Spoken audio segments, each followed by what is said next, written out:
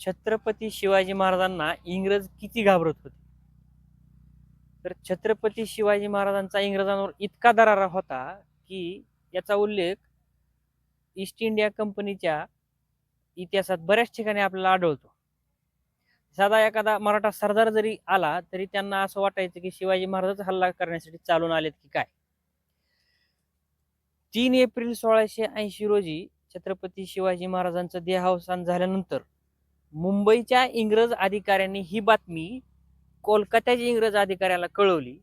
त्यावर प्रत्युत्तर असं आलं की शिवाजी महाराज इतक्या वेळेस मेले आहेत की ते आता अमरच आहेत असं बऱ्याच जणांना वाटायला लागलेलं आहे. त्यांच्या मरणाची बातमी खोटी वाटण्याचं कारण एक असं दिलं की त्यांना जिकडे तिकडे विजयच मिळत गेले. त्याच्या मागे हिमतीने काम चालवणारा एखादा पुरुष नसल्यानंतर मराठ्यांच्या तावडीतून सुटल्याचा आम्हाला ज्यावेळेस प्रत्यक्ष अनुभव येईल त्यावेळेसच आम्ही ही बातमी खरी मानू असं त्यांनी प्रत्युत्तर दिलं.